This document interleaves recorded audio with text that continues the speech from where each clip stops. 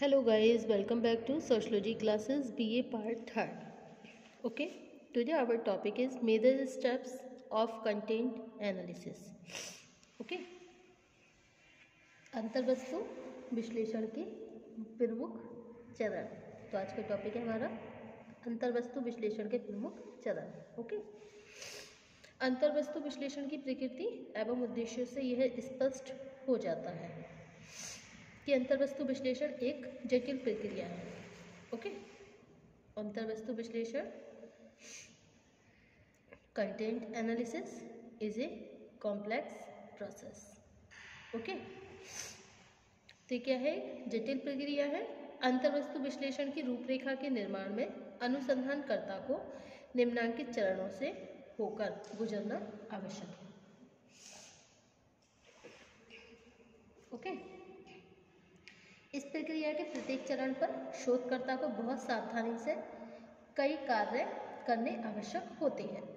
यह सच है कि अंतर्वस्तु विश्लेषण के सभी चरण समान रूप से महत्वपूर्ण नहीं होते, लेकिन सभी चरणों के बीच एक क्रमबद्धता बनाए रखकर ही समुचित निष्कर्ष प्राप्त किए जा सकते हैं.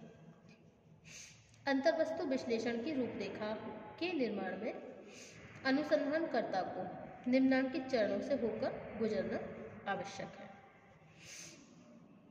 Okay, so these are the all points of major steps of content analysis. Number 1 है आपका collection of data. Collection of data, जिसे हिंदी में बोलते हैं विषय से समृद्ध तथ्यों का संकलन. तथ्यों का संकलन. Okay, collection of data. अंतर्वस्तु विश्लेषण करने के लिए सर्वप्रथम यह आवश्यक है कि अध्ययन विषय से संबंधित आवश्यक तथ्यों का सावधानीपूर्वक संकलन किया जाए. इस संबंध में केवल उन्हीं तथ्यों का चुनाव करना चाहिए जिनका हम विश्लेषण करना चाहते हैं.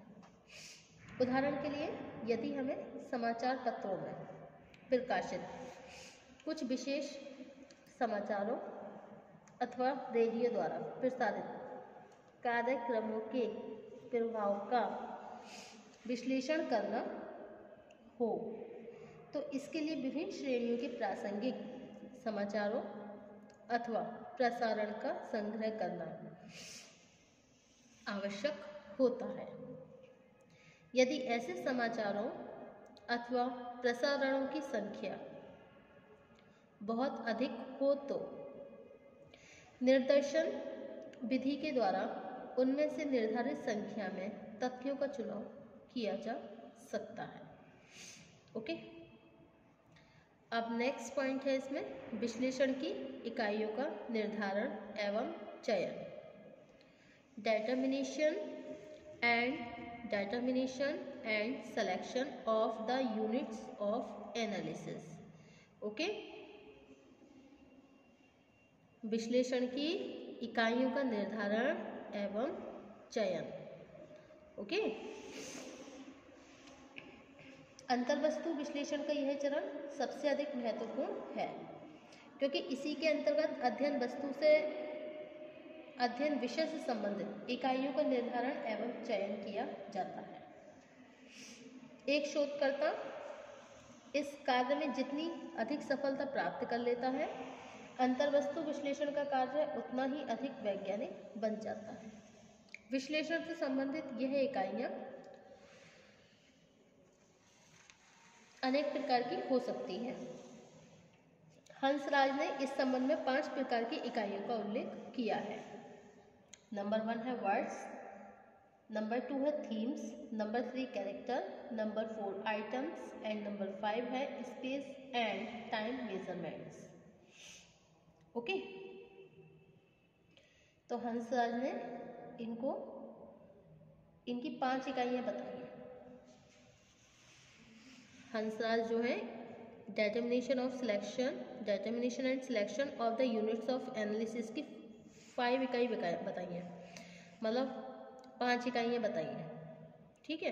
Number 1 words, themes, C character, 4th items, 5th space and time measures.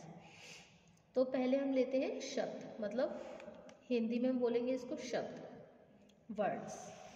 Okay. अंतर्वस्तु विश्लेषण के लिए शब्दों को एक विशेष इकाई माना जा सकता है। इस कार्य के लिए किसी व्यक्ति द्वारा दिए गए भाषण, लिखे गए लेखों अथवा इसी तरह की अन्य सामग्री को आधार मानकर कुछ विशेष शब्दों और प्रमुख प्रतीकों की सिंबल्स को अलग अलग लिखकर गिन लिया जाता है। Okay. According to Lasswell, HD Lasswell ने अपने अध्ययन वर्ड अटेंशन सर्वे में आधुनिक राजनीति से संबंधित प्रमुख प्रतीकों जैसे स्वतंत्रता, स्वाधीनता, संवैधानिक सरकार तथा राष्ट्रीय समाजवाद आदि शब्दों को आधार के रूप में चुना है। ओके। भारत में भी शब्दों को ही इकाइयां मानकर अनेक विश्लेषणात्मक अध्ययन किए गए। ओके। अब नेक्स्ट है वाक्य तथा अनुच्छेद, जिसे इंग्लिश में बोलेंगे हम थीम्स। अंतर्वस्तु विश्लेषण के लिए वाक्यों तथा अनुच्छेदों को ही अध्ययन की इकाई माना जा सकता है। इसके लिए अध्ययनकर्ता किसी व्यक्ति द्वारा दिए गए भाषण, वार्तालाप, लेखों, कहानी आदि से विभिन्न वाक्यों, अनुच्छेदों और प्रसंगों का विश्लेषण के लिए चयन करता है। ओके। अब नेक्स्ट है नंबर सी कैरेक्टर, मतलब पात्र।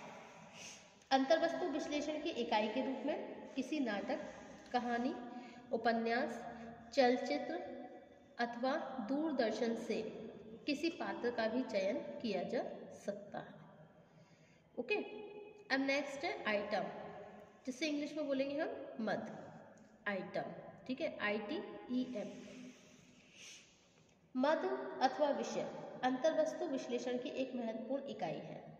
यह मद कोई पुस्तक, पत्रिका, लेखक, कहानी, उपन्यास, समाचार अथवा प्रचार का साधन आदि किसी भी रूप में हो सकती है।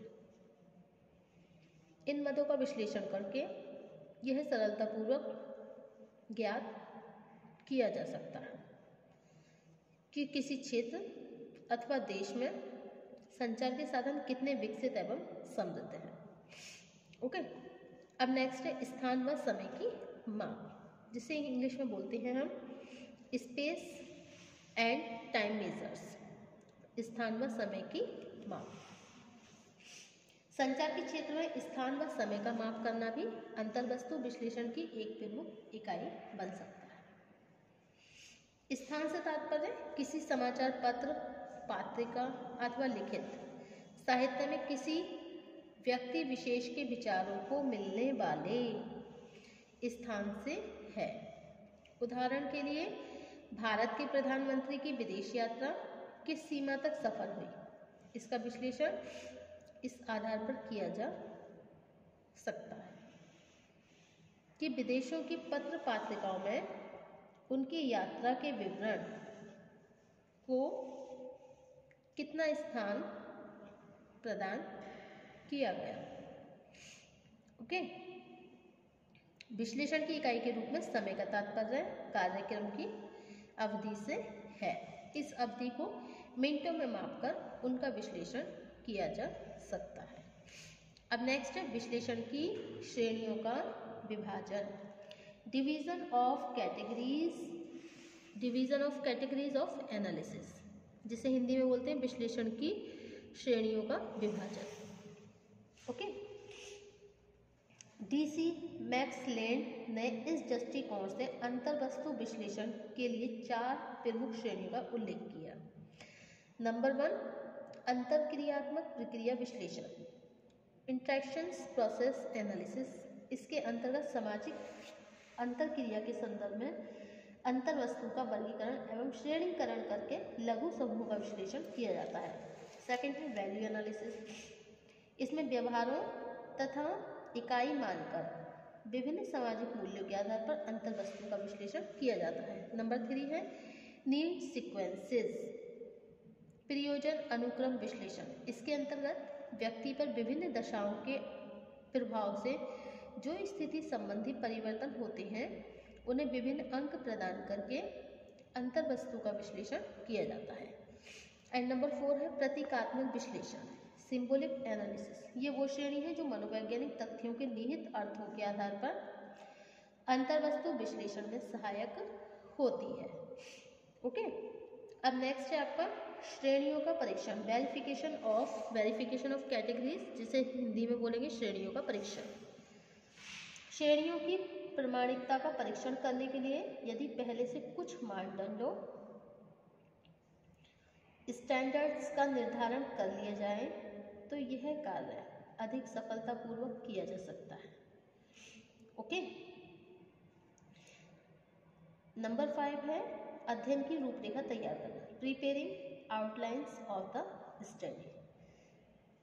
श्रेणियों के विभाजन एवं परीक्षण के पश्चात अंतर्वस्तु विश्लेषण की वास्तविक रूपरेखा तैयार की जाती है। नंबर 6 है अंतर्वस्तु इकाइयों का मापन, measurements of the units of content.